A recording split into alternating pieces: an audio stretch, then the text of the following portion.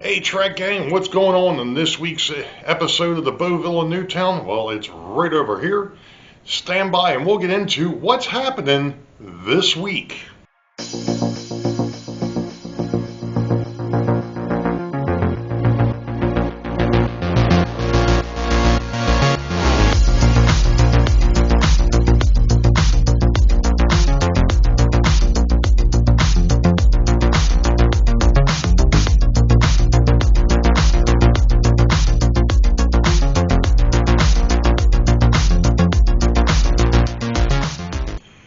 Well, hello Track Gang, and welcome to episode 16 for 2023 at the Boeville in Newtown, and it happens to be the 30th of April 2023, the day after. I tell you what, I know I put a post up on Facebook. I put another one up on the community page, and I said it in there, and to be perfectly honest, I could have probably said it better, but you know what? This group of folks, you couldn't ask for a nicer bunch, to be perfectly honest. I was upstairs at one point yesterday cooking dinner, basically hot dogs, hamburgers. Of course, I apparently undercooked a couple of the hamburgers. I apologize again, gang. But at one point in time, I came back inside and I heard nothing but laughter coming from down here in the train room or the basement, so that was a good thing.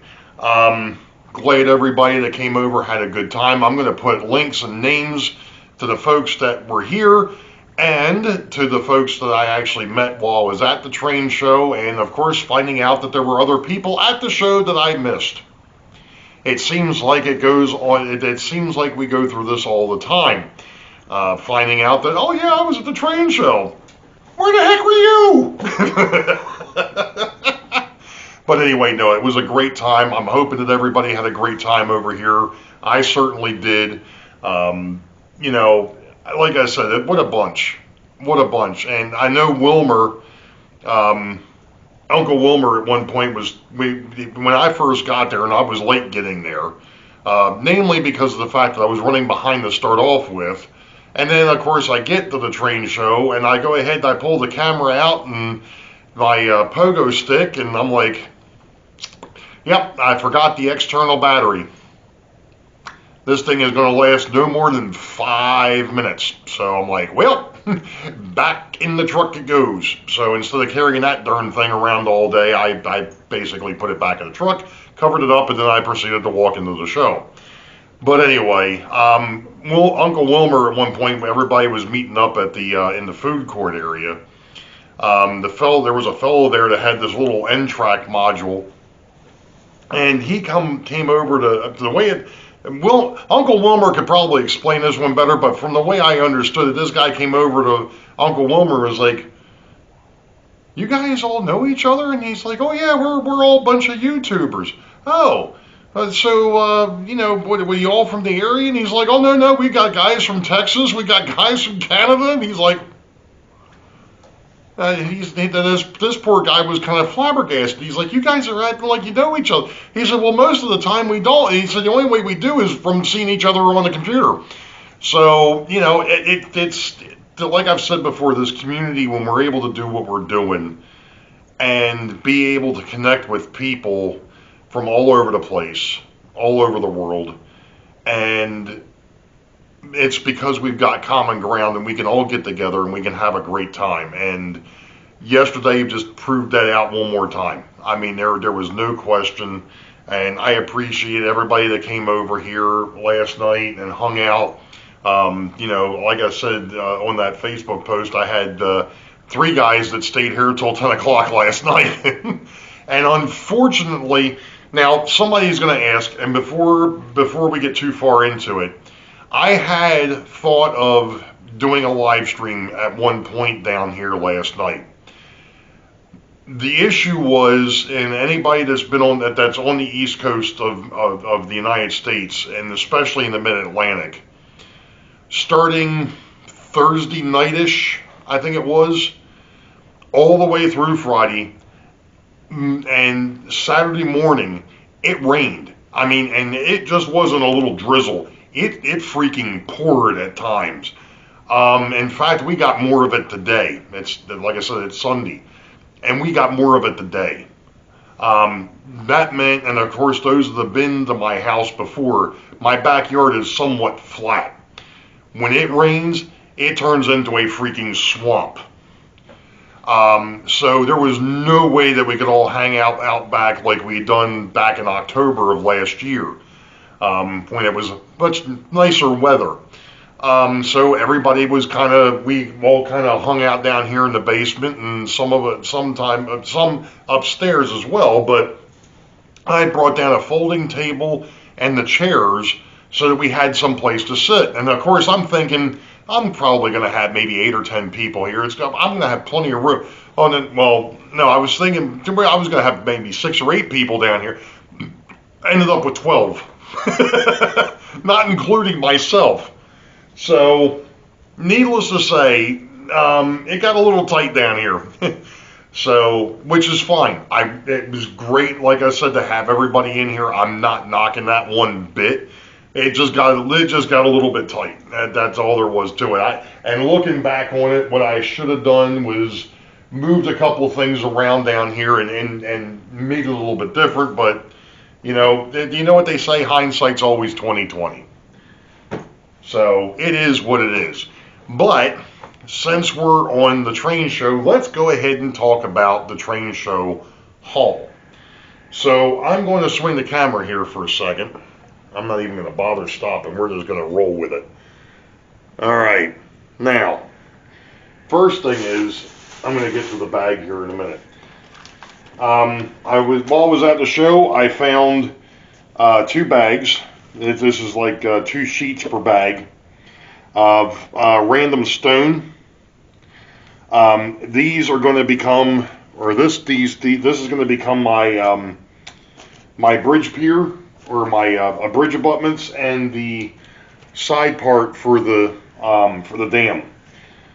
So we're going to see how that's going to work out eventually. No, I didn't buy those. We'll talk about those more in a minute too. However, what I did buy, and this did not actually come from the show, if you all saw, Anthony over at the Georgia Sunbelt had put up a video Wednesday or Thursday, I think it was. Actually, I think it was earlier in the week. Maybe it was Tuesday, that he had somebody that was selling stuff and asked if anybody was interested. And, well, I was definitely interested in a couple of things. So this one here is the GOAT. This is Redding's number 1147. We had this on the layout last night. This thing runs. I'm going to do a little bit of. I'm going to take a look at it, make sure it's all straight before I actually put it in or put it over on the shelf. This one had a little bit of trouble running last night. This is a Camelback. And these are both Mantua Classics. These are along the same line as, in fact, the same year that my President Washington and my Southern Crescent, which, come to think of it, I didn't look. I should have looked over on the shelf, because I know Anthony's always liked my Southern Crescent Limited steam locomotive. And I know somebody else asked me about that too a while back, about having the Southern Crescent steam locomotive pull the Crescent Limited cars around the layout. We'll do that one day. Just not any time real soon, but we'll definitely have to do that again. Now, let's get over here to the bag first. One of my local buddies, I think I've mentioned this before,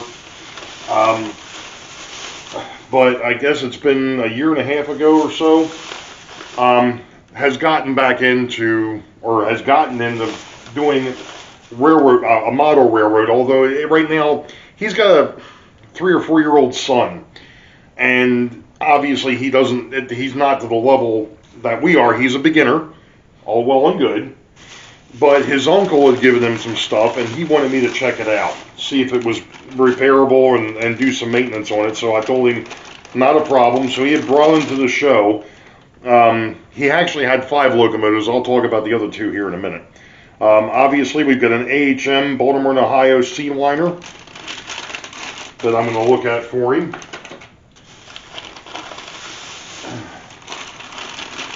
I think this one here is the Athearn unit. Yep. We have an Athearn Chicago Northwestern that just needs to be looked at, and of course I'll do some work on this one here too and see if I can't get it all straightened out for him. And then the last one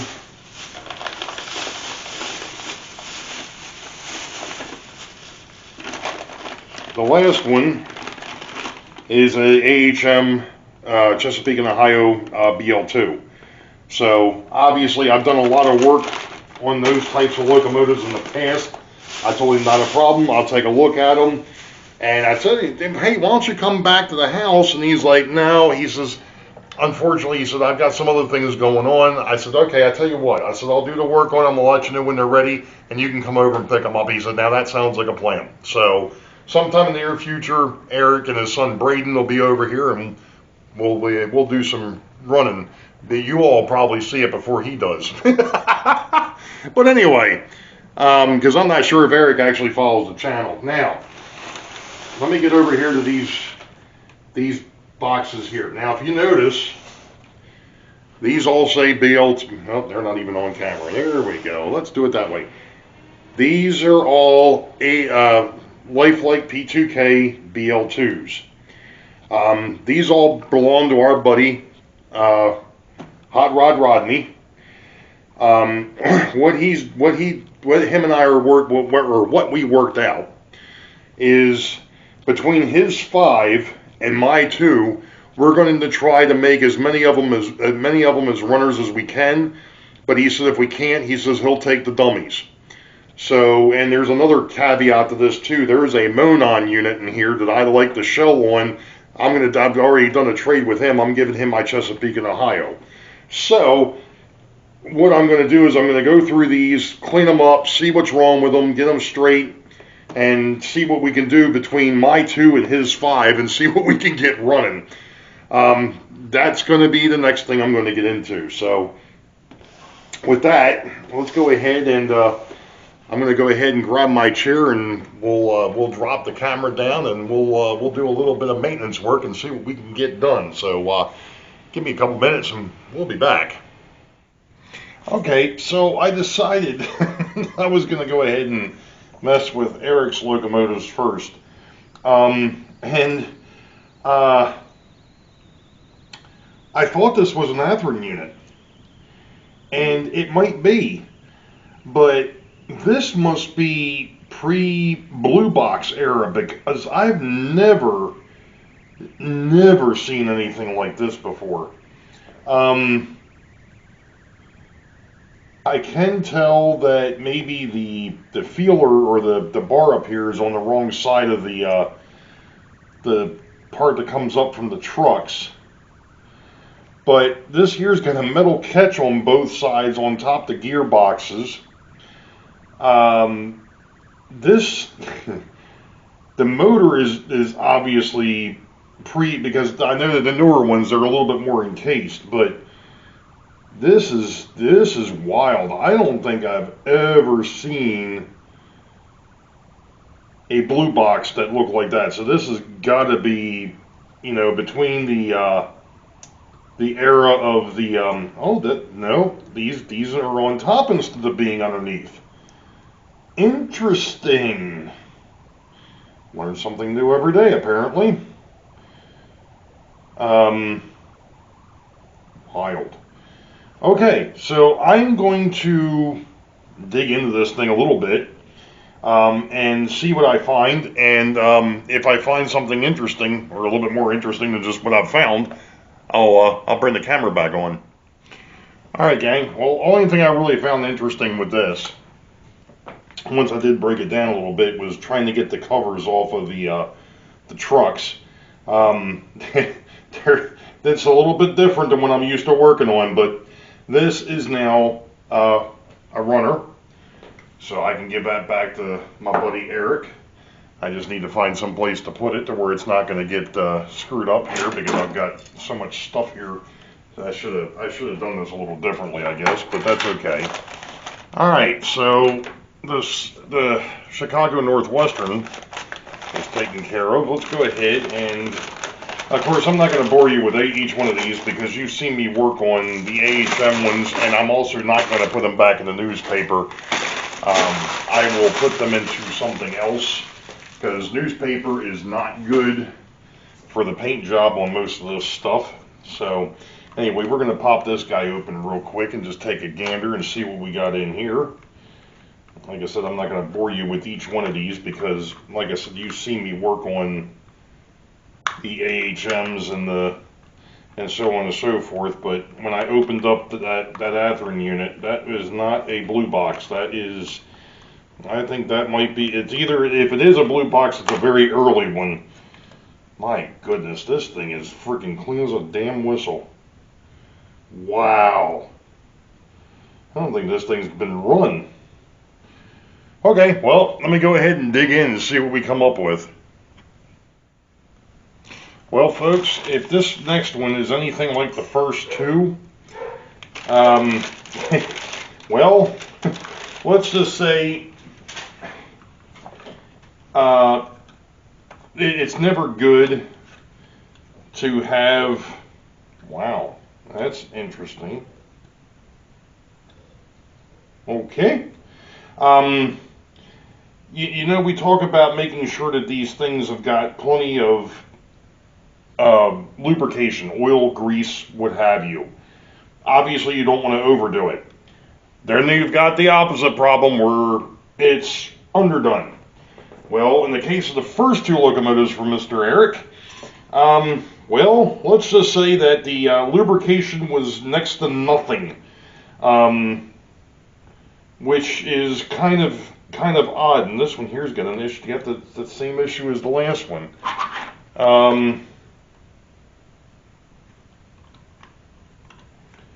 And apparently somebody had flipped the wheels on that one too. I don't know if that's going to run or not. Alright. One of the things that I noticed, and of course I'm going to have to go get more, is the fact that these have got traction tires. And I'm down to my last one. So I'm going to have to go get some more traction tires. Not a big deal. I know that Stuart Hobbies has them. In fact, that's what these are. These here are catalog number 505. There was 20 of them in here at one point. Actually, I've got two left. I thought I had one. There's one stuck up in the back here. Okay, well, maybe I will go ahead and put, of course it would be the last two, but that's okay. At least they didn't flip the wheels on this one.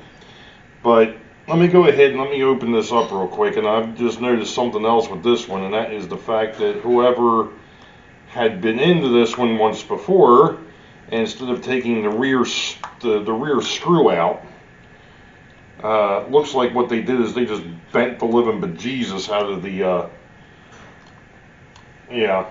so that they could just roll it over without having to undo the coupler. It's not a bad idea, but it's not a great one either. And there is some schmutz up inside of here. But just like the last two, there is no grease in that gearbox. So let's go ahead and get this one here taken care of, and we'll be back in a bit and we'll see if these things actually run.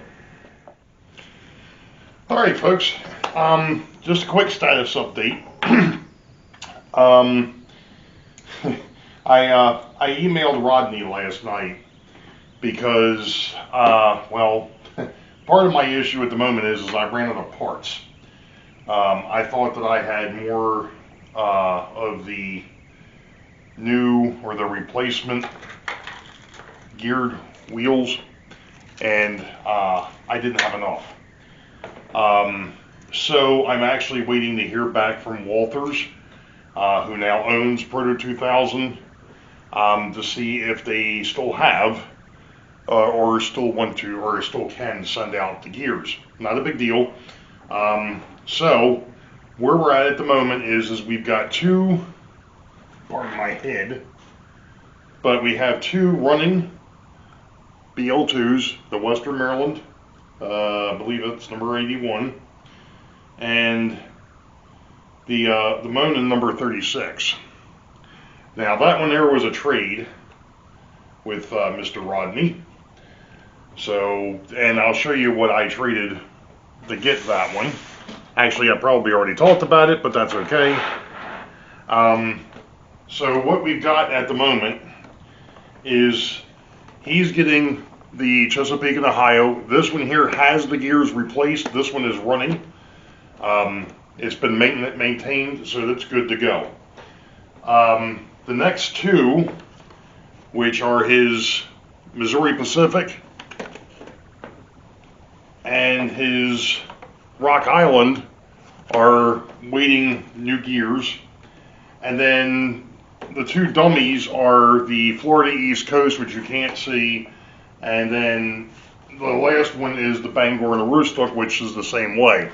What I've done is I've taken all the gears out of the gear towers, taken the shafts out of the gear tower, or off the motor as well, pulled all the extra gearing out. So the only thing that's in the truck is the wheels and the gear, to hold the wheels in place. So the axles are still there, the actual gears are still there, but beyond that, up the tower, there's no gearing at all. So that way they can freewheel. That way, if he wants to run them behind another BL2, con system, he could. So that's kind of where we're at with that. I'm going to go ahead and get these guys out of the way, and then we're going to dig into something else. Okay, so I got this little guy. This came from Anthony over to Georgia Sunbelt, somebody that he knew or knows, and I got it running last night. So now we're going to work on the other one. We're going to work on the Camelback.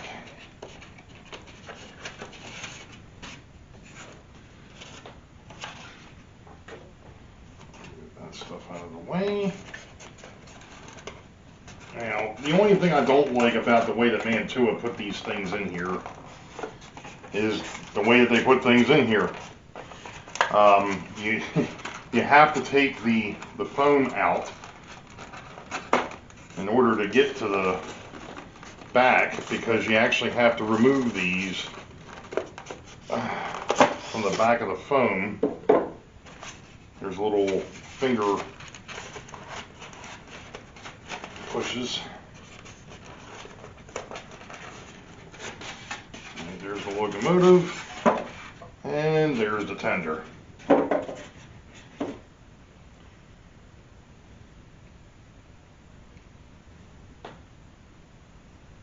Interestingly enough, all right,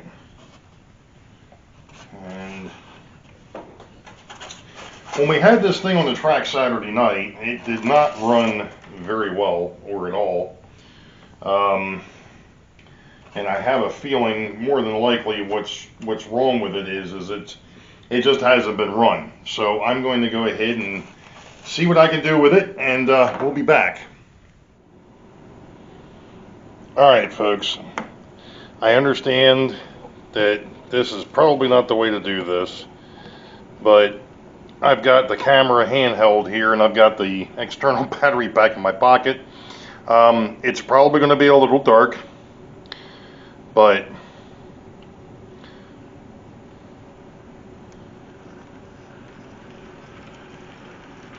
and that's at 30% power.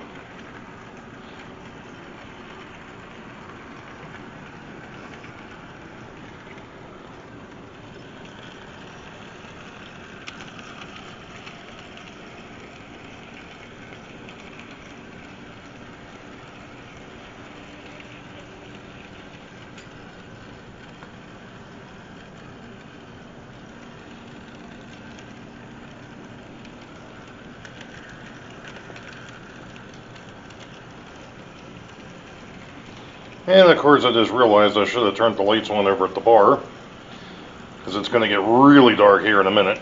But that's okay,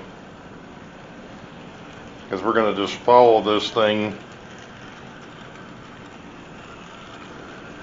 And this is a Mantua Classics 462 Camelback. We're going to just, right now I've got the layout in continuous run mode too, by the way. And I've lost it, there it is.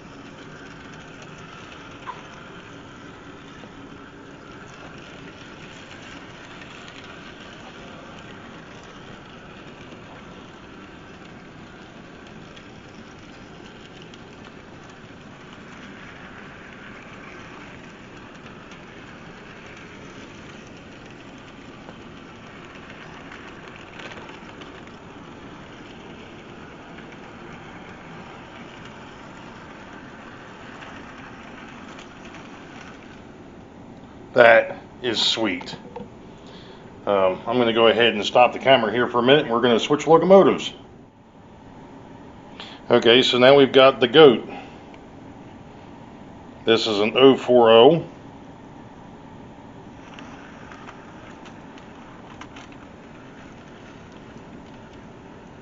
And that's also at 30% power.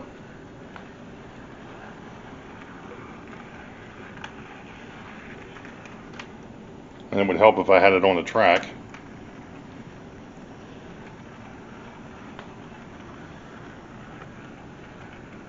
It would also help if I actually followed the locomotive instead of being over top of it.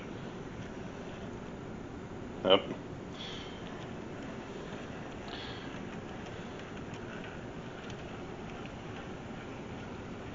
I think I may actually need to bring him up just a little bit.